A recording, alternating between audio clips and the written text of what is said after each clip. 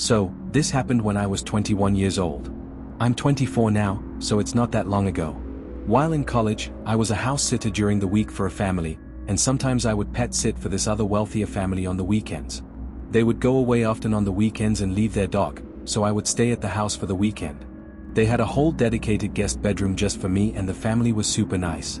So, it was honestly great while it lasted. Story 1. The Weekend House Sitter. It happened in the fall. The leaves were all falling and it was chilly outside. I had gotten to the house Friday afternoon and Friday night went completely fine. I just hung out with their golden retriever, Max, who was the sweetest dog. His bedtime routine was at 9 p.m. I'd let him out one last time, give him a treat, and he'd go to his bed in the laundry room. The family had a beautiful home. It was a giant property with a big wooded area in the back. It had a separate 3-car garage and then a finished basement with a home theater, pool table, and a full bar. This family was so well off that they even had a security system with cameras outside and an intercom system throughout the house. The basement also had a giant window that overlooked the backyard and had a view of the woods. So, after Max went to bed, I was free to do as I pleased for the night. It was great. I wasn't supposed to have friends over, though. That was a rule I respected. I would just text my friends and watch movies in the basement theater to pass the time. It was not a bad place to have free time in, I'll tell you that. I started getting hungry around 10:30 p.m., so I went upstairs to the kitchen. They had so many snacks and food that I was allowed to help myself to. I grabbed some leftover pizza from the fridge and threw it in the microwave. And when I was done, I went back downstairs to the basement. I liked hanging out down there more because I could be louder on the phone and have the TV as loud as I want without disturbing Max upstairs. I was on the couch eating, watching The Conjuring while texting a bunch of my friends. I was just in the middle of telling my friends how great of a gig this was when I heard Max barking upstairs. This was unusual because Max never barked at night unless something was wrong. I paused the movie and listened. Max was barking continuously, that aggressive bark dogs do when they sense a threat. I grabbed my phone and headed upstairs. As I reached the top of the basement stairs, I could hear Max growling and barking at the back door. The same door I'd let him out of just an hour ago. I walked toward the laundry room and called out, "Max, what's wrong, boy?" He kept barking, his whole body tense, staring at the back door. I looked at the door. It was closed. Locked. But Max wouldn't stop barking. I walked closer and looked through the window next to the door. The motion sensor light was on in the backyard, illuminating the patio and the edge of the woods. There was nothing there. Just empty yard and trees. "It's okay, Max," I said, trying to calm him down. "Probably just a deer or something." But Max wouldn't stop. He was growling now, a low continuous growl that made my skin crawl. I'd never seen him like this before. I stood there for maybe 5 minutes, watching the backyard. The motion light stayed on the whole time, which meant something was still out there moving. Then I saw it. Just at the edge of where the light reached, near the tree line, a figure stepped into view. A person. Standing completely still. Facing the house. My heart stopped. I couldn't see their face clearly because they were too far away, but I could see they were tall. Wearing dark clothes. Just standing there. Watching the house. I backed away from the window immediately. Max was still barking. I grabbed my phone and called 911. The dispatcher answered and I whispered that there was someone in the backyard. She asked if I could still see them. I looked back through the window. The figure was gone. The motion light was still on, but the person had disappeared. I told the dispatcher what I'd seen. She said she was sending officers to the address and asked me to stay on the line. I sat on the floor with Max, who was finally starting to calm down, and waited. The dispatcher kept asking me questions. Was I alone? Yes. Were all the doors locked? I thought so. Then she asked me to check. To make sure all the doors and windows were locked. I didn't want to move. I didn't want to leave the laundry room. But she insisted. She said the officers were 5 minutes away and I needed to make sure the house was secure. So I did. I went through the first floor, checking every door and window. The front door was locked. The side door to the garage was locked. All the first floor windows were locked. I went back to the kitchen to check the sliding glass door. It was locked too. I was about to go back to the laundry room when I noticed something. The basement door, the one that led outside to the backyard, was at the bottom of the basement stairs. I hadn't checked it. I told the dispatcher I needed to check the basement. She said okay, stay on the line. I walked down the basement stairs slowly. The lights were still on from when I'd been watching the movie. The theater room looked exactly as I'd left it. Pizza on the coffee table. TV paused. I walked past the theater toward the back of the basement where the door was. As I got closer, I could see it. The door was open. Not all the way, but enough. Maybe 6 inches. Just standing open. I felt my whole body go cold. I had not opened that door. I hadn't even been near it all night. I told the dispatcher the basement door was open. She asked if I could see anyone. I said no. She told me to go back upstairs immediately and lock myself in a room. Do not try to close the basement door. Just get upstairs and wait for the officers. I ran back up the stairs, grabbed Max, and went into the guest bedroom where I was staying. I locked the door and pushed the dresser in front of it. I sat on the bed with Max, both of us shaking, and waited. The police arrived maybe 3 minutes later, though it felt like an hour. I heard them knock on the front door. The dispatcher told me to let them in. I moved the dresser, unlocked the bedroom door, and went downstairs. I opened the front door for 2 officers. I told them everything. The figure in the backyard. The basement door being open. They searched the whole house. Every room. Every closet. The basement. The garage. Everything. They didn't find anyone. But they did find something. The basement door showed signs of tampering. The lock had been picked or forced. Someone had definitely opened it from the outside. They also found footprints in the dirt outside the basement door. Large footprints. Boot prints. Leading from the woods to the door, and then back toward the woods. One of the officers asked me if I wanted them to call the homeowners. I said yes. The family came home immediately, cutting their trip short. They arrived around 2 a.m. They were upset, not at me, but at the situation. They felt terrible that this had happened while I was there. They checked their security cameras. The ones outside. The footage showed someone approaching the house around 10:15 p.m. Walking right up to the basement door. Working on the lock for maybe 10 minutes. Then opening the door and going inside. The timestamp showed they'd been inside for almost 15 minutes before Max started barking and I came upstairs. 15 minutes. Someone was in the basement with me for 15 minutes while I was down there watching the movie. The family called the police back. They took the footage. Said they'd investigate. I didn't stay there that night. I went home. I couldn't be in that house anymore. The family was incredibly understanding. They paid me for the full weekend even though I only stayed 1 night. They told me I didn't have to come back if I didn't want to. I never did. I couldn't. The thought that someone had been down there with me, maybe watching me from somewhere I couldn't see, was too much. The police never found who did it. The footage didn't show the person's face clearly. They were wearing a hood. But I'll never forget the sight of that figure standing at the edge of the woods, just watching. And I'll never forget knowing they got inside. Story 2, The Campsite Visitor. I was 29 years old, solo camping in a state forest with my German Shepherd, Duke, only realizing I wasn't as solo as I thought. It was October. The weather was still mildly warm during the day, but at night it would get cold. So, I came prepared. I brought my portable fire pit, lighter fluid, a lighter, and an axe for chopping wood.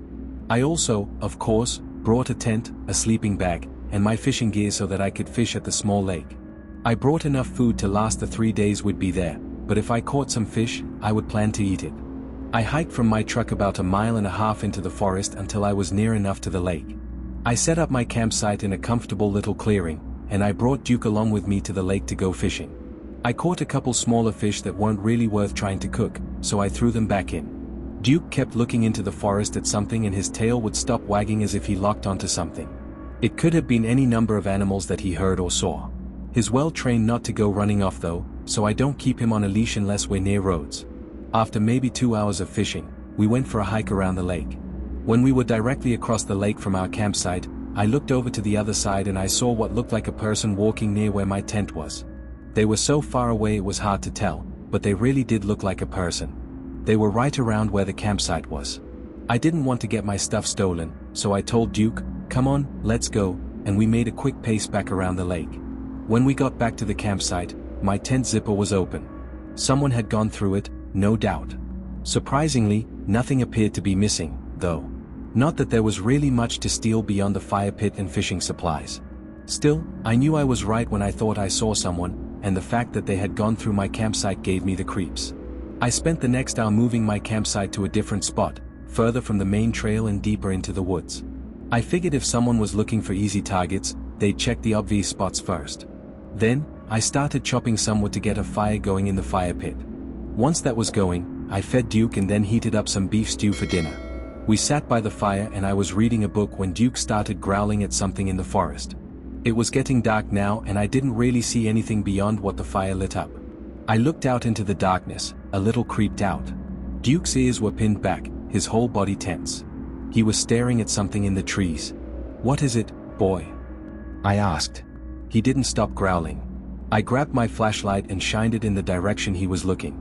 Nothing but trees and darkness. On that note, I brought Duke inside the tent and went to put out the fire. If there were people out in these woods looking for campsites to rob, I didn't really want to be advertising my location with the fire. I climbed into the sleeping bag and with my reading light next to me, I went back to my book. Duke's ears would repeatedly move as he was hearing things that I wasn't hearing. He kept looking around at the tent walls. I kept saying, "What is it? What do you hear?" He started to growl again. Low and continuous. He definitely heard something out there. It could have maybe been a deer. It could have maybe been a bear. Or it could have been a person. I found the idea of a person being out there in the dark to be more terrifying than a bear. Eventually, Duke calmed down and put his head down. With that, I was uncomfortable and wanted the night to pass, so I turned off my lantern and tried to sleep. I woke up hours later to Duke growling and then barking. I told him to be quiet. I listened. I could hear footsteps. Slow footsteps. Circling the tent. Walking around and around in a circle. Duke started barking again. I grabbed him and tried to keep him quiet without saying anything. The footsteps stopped. Total silence. Then I heard a voice. A man's voice. Right outside the tent. "I know you're in there." My blood went cold. Duke was growling again, pulling toward the tent door. "I saw you earlier. You moved your campsite. But I found you." I didn't respond. I just held Duke and tried not to breathe too loud. "I'm not going to hurt you," the voice said. "I just want to talk." That made it worse. If he just wanted to talk, why was he circling my tent in the middle of the night? Why didn't he approach me during the day? I heard him move closer to the tent. I could see his shadow through the fabric, backlit by the moonlight. He was standing right next to the door. "Come out and talk to me," he said. I tried to fake a deep commanding voice and yelled, "I have a gun. You better get out of here before I call the police." But my voice just came out shaky and scared sounding. There was silence for a moment. Then I heard him laugh. Not a friendly laugh. A quiet, knowing laugh. "You don't have a gun," he said. "I saw your stuff earlier. No gun. Just fishing gear and a dog." My heart was pounding. He'd gone through my tent. He knew what I had. He knew I was alone except for Duke. The footsteps walked away from the tent. Slow and deliberate. I could hear them moving around the campsite. Then I heard metal scraping. He was messing with something. I heard a clicking sound. Then a whoosh. My fire pit. He'd relit my fire. "There we go," he said, his voice louder now. "Now I can see better." Duke was going crazy, barking and pulling. I couldn't hold him back anymore. He was too strong. I made a decision. I grabbed my phone, no service, but I turned on the flashlight. I grabbed my axe that I'd brought into the tent. And I unzipped the door. Duke burst out immediately, barking and running toward the fire. I followed him out, axe raised, flashlight in my other hand. There was a man sitting by my fire. He was probably in his 40s, wearing a dirty jacket and jeans. He looked up at me calmly when I came out. Duke was barking at him, but not attacking. Just barking, staying between me and the man. "There you are," the man said, smiling. "Told you I just wanted to talk." "Get away from my campsite," I said, trying to sound brave. "I'm calling the police." He looked at my phone. "No service out here." "Trust me," I checked. "What do you want?" I asked. He shrugged. "Company. It's lonely out here. I've been camping in these woods for 3 weeks now. Haven't talked to anyone in all that time." "You went through my tent," I said. "Had to see what supplies you had. Make sure you weren't a threat." He poked at the fire with a stick. "You're not a threat. You're just some guy camping with his dog." "I want you to leave," I said. "Now." He stood up slowly. Duke's barking got more intense. The man looked at Duke, then at me. "That's a nice dog," he said. "German Shepherd, right? They're loyal. Protective." He started walking toward me. I raised the axe higher. "Don't come any closer," I said. He stopped. Smiled again. Relax. I'm leaving. He walked past me, giving me and Duke a wide berth, and headed into the woods. I watched him disappear into the darkness, my flashlight following him until I couldn't see him anymore. I didn't sleep the rest of that night. I packed up my tent in the dark, loaded everything into my backpack, and hiked back to my truck with just my flashlight and Duke. We slept in the truck that night. Doors locked. Windows up. I kept the axe on the passenger seat. At dawn, I drove straight home. I didn't even go back for my fire pit or the camping chair I'd left behind. I just left. I reported everything to the park rangers the next day. They said they'd search the area but doubted they'd find anyone. People camp illegally in those woods all the time, and they're good at staying hidden. I never went back to that forest. I still go camping, but never solo. And never without checking that I have cell service. Because I'll never forget the way that man looked at me. The way he smiled. Like he was enjoying my fear. Like this was all a game to him. Story 3, The Unlocked Door. I was home alone one night. Our house is a split-level house and the upstairs is basically an apartment. So my sister and I live upstairs while our parents live downstairs. It's pretty nice. We each have our own bedrooms upstairs, plus a shared bathroom and a small living room area. It was a Saturday and I was staying in. It was rainy outside, so my friends didn't really want to do anything. I spent the night watching scary movies in my room. I was watching Sinister, a movie I'd never seen before, and I was pretty invested in it. I paused it to go grab a snack in the kitchen downstairs. My parents and sister were all out that night. Dad was working late, Mom was at book club, and my sister was staying at her boyfriend's place. So I was completely alone in the house. I went to the pantry closet, grabbed a bag of chips, and then heard a sound from the downstairs level. It sounded like it came from my parents' bedroom, which is at the back of the house. I dismissed it as nothing. Old houses make noise. I went back upstairs, shut my bedroom door, and turned the movie back on. I noticed through my window that the driveway motion light was now on. Then I heard some sounds from downstairs, directly below my bedroom. It sounded like the back door being opened and then closed. So to explain the layout of our house, my room is directly above the back entrance on my parents' floor. The walls in this house are paper thin. You could hear a pin drop from downstairs. So I easily heard someone downstairs. And when I paused the movie, it became more obvious that I was hearing footsteps. Slow, deliberate footsteps walking through my parents' living room. I texted my family group chat asking who just got home. My mom answered within a minute saying she wouldn't be home for another hour. My dad said he was still at work. My sister didn't respond, but she definitely wasn't supposed to be home. I said in our group chat, I hear someone downstairs. Sarah, is that you? She didn't reply. I called her phone. It rang but she didn't answer. I heard the footsteps crossing the house toward the front, then stopping. Then silence. Then I heard footsteps coming up the stairs. The stairs that led to my floor. Where I was. Alone. I turned off the TV. Turned off my bedroom light. The footsteps were coming straight down the hall to my room, passing the bathroom, passing my sister's room, coming directly to mine. They were heavy footsteps. Slow. Like someone was taking their time. They got to my door and stopped. I was frozen in my bed, under the covers, phone in my hand.